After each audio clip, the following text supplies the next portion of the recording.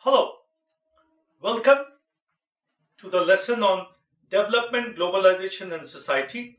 The today module is agrarian strategy, agrarian crisis, and farmer suicides. This is a very contemporary topic, and we will understand agricultural strategy in post-independent India and what led to the distress situation which is leading to farmers' suicide. It initially examined the agricultural strategy designed and implemented by the Indian state. This analysis will then be linked to the agrarian crisis affecting Indian agriculture, and finally will shift our focus to the farmer suicide happening over the country, primarily in the Andhra Pradesh, Punjab, and other states. The analysis of the agricultural sector cannot be done within a historical vacuum. It is important to locate and theorize the link between the nature of the state, especially shift from welfare development model to a free market liberalized structure. We have to ask the question whether it has affected the primary sector, that is agriculture, and if yes, then in what ways? To understand Indian agricultural strategy, we need to realize that the Indian democratic structure was based on the perception that the strategy for development for India would be through positive intervention by the state. This intervention would be designed through the institution of planning and based on a strong commitment for public investment by the state to bring about development. Though planning was influenced by socialist ideal, it was a product of an anti-colonial nationalist movement. But Naik points out that it is important to locate the emphasis on planning as a strategy pursued by the Indian state to usher in the development of the nation. According to him, the experience of Great Depression had led to the questioning of the faith in the virtues of the free market. On the one hand, the trickle-down theory based on the rationale that a benefit of a strong market-based growth would slowly but surely reach to the larger public was being severely questioned. And on the other hand, it was gradually being realized that it is important to control the market for the greater good of the social justice. In fact, Keynesian ideology of state intervention in capitalist economy was becoming more and more attractive to policymakers, social scientists, and the common layman. Why planning? What is the need for planning? Given the abject state of underdevelopment in India and the weak state of economy due to the free trade, free market policy, it was strongly argued that the Indian state should, through the instrument of planning, implement policies that would raise the living standard of the masses. The idea was to usher in growth with social justice. Hence, a socialist rhetoric was being institutionalized within agriculture through the planning process. For agriculture, emphasis was laid on public sector investment to strengthen the infrastructure and implementation of land reform, that is, redistribute land to the tiller, cultivator, and thus go on to address the structural inequalities that were inherent in the system. The strategy for agricultural development primarily revolved around the following ways. First, to emphasize the integral role of public sector investment to usher in an era of development. Secondly, implementing of land reform that would fundamentally change the inequality embedded within the existing agrarian structures. Thirdly, creation of cooperative for credit, marketing and rural industry so that growth benefit would be spread among population at large. However, contrary to the vision of social justice, the policies of the Indian state led to deepening of inequalities, pushing people into the margins, especially the landless and the small-scale farmers.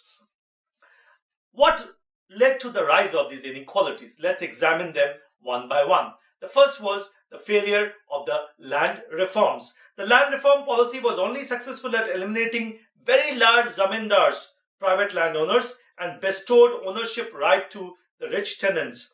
Rao and Storm argued that by not distributing the land to the tiller, whether landless labor, poor tenants, or sharecropper, the policy created a more homogeneous class of landowners. There was a low priority assigned to agriculture. Priority for agriculture was reduced during the second and the third plan period. At that time, there was more emphasis on the industrial development, and these kind of inequalities were dangerous as the significance of agrarian inequality does not merely impact distribution of gains from growth, but the growth itself.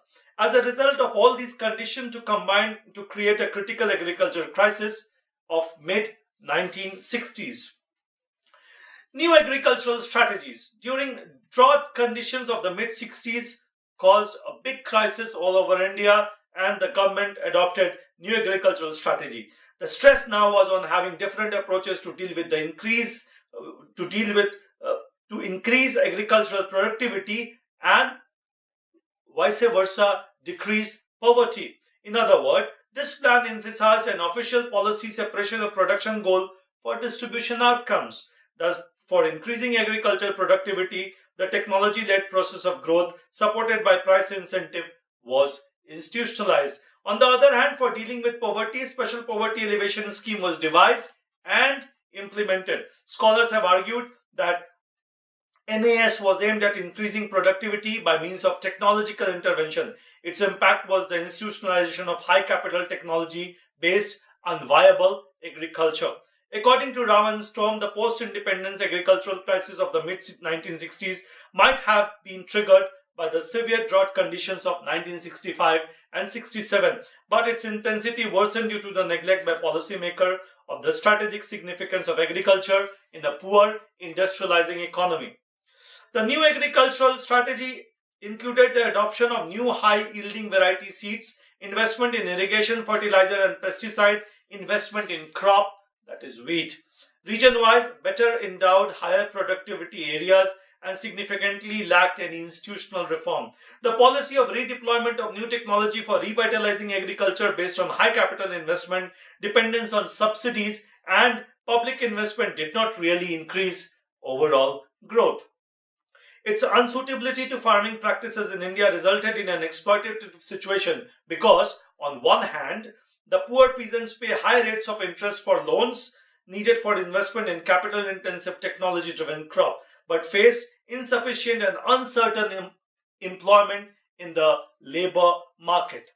Slowly, we saw that there was a commercialization of agriculture and it had its fallout. Agriculture performance increased, but it simultaneously increased instability. Commercialization also caused regional unevenness. It increased regional unevenness with increase in regional concentration of crop supply based monocrop culture having extreme negative effects on the fertility of the soil. It resulted in a shift in crop pattern. The shift in cropping patterns toward higher yielding variety but more rainfall sensitive crop rendered the farmers dependent on nature, making them vulnerable.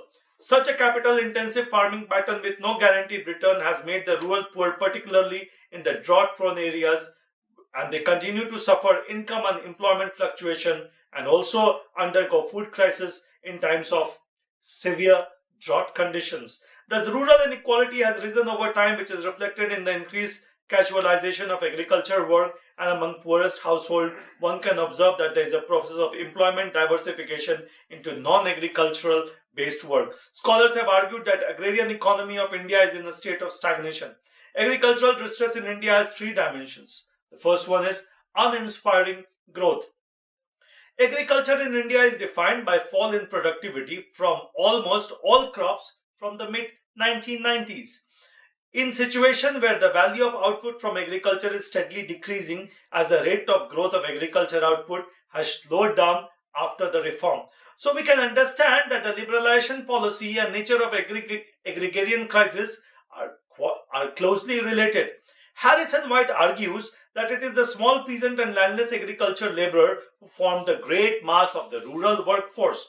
Such a process is represented in the form of labor dualism, which reflects in the growing number of small and marginal farmers to shift from self-cultivation to landless agricultural laborers, highlighting declining incidence of self-employment with agricultural workforce. Small and marginal farmers are committing suicide.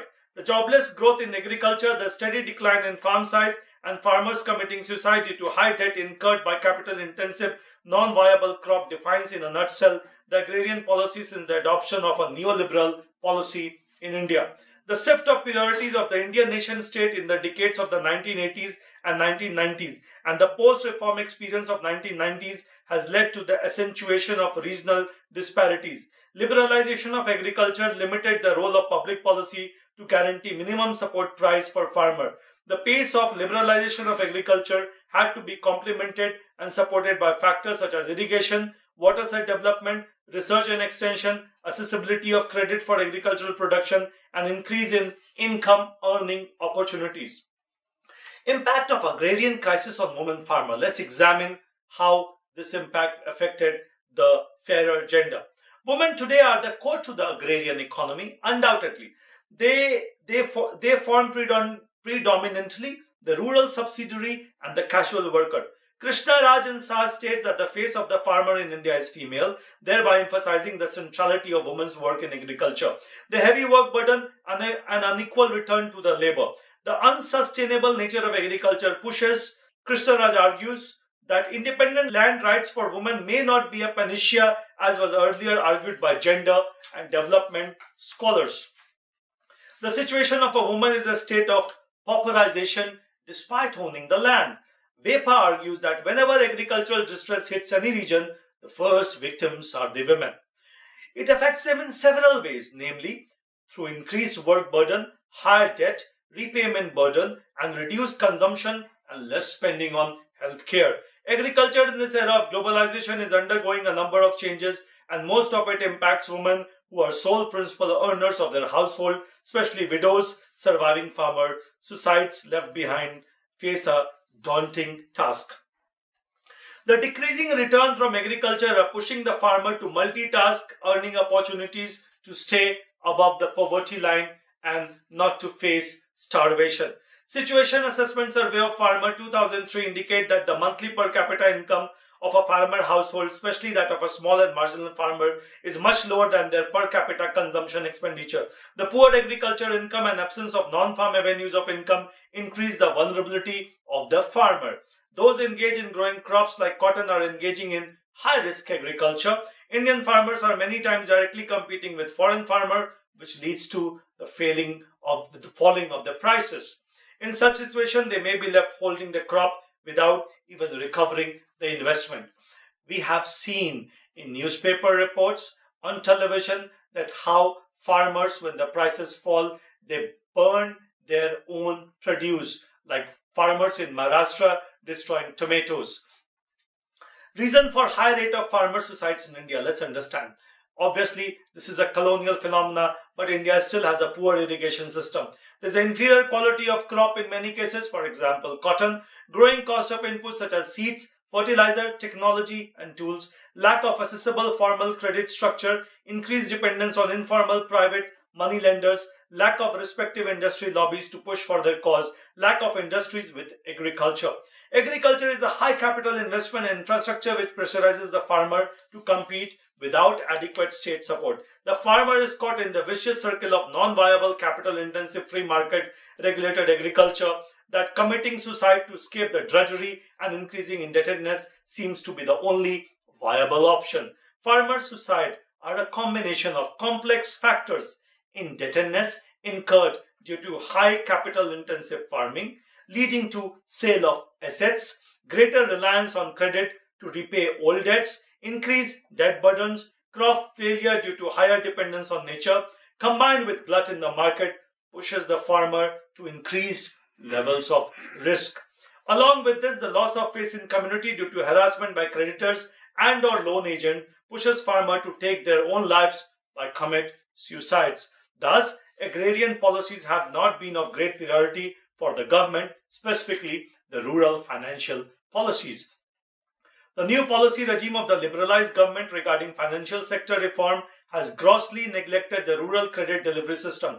True to the neoliberal policies, formal institutions are declining and the state pushes credit delivery system such as microcredit groups to play an important role in dealing with the rural credit demand. It has been pointed out that within the development discourse of this decade, the question of marginalization of rural people in general and those dependent on agriculture has lost priority. Scholars like Jodhka argue that liberalization policies of the Indian state rendered the small farmer in India to fend for themselves in the competitive, free and regulated market, which crushed them to the core. On the other hand, while the agrarian sector is lagging behind, it continues to employ a large proportion of the workforce. As the returns from agriculture are falling drastically, it pushes the farmers in India to multitask and increase their income just to stay above the poverty line.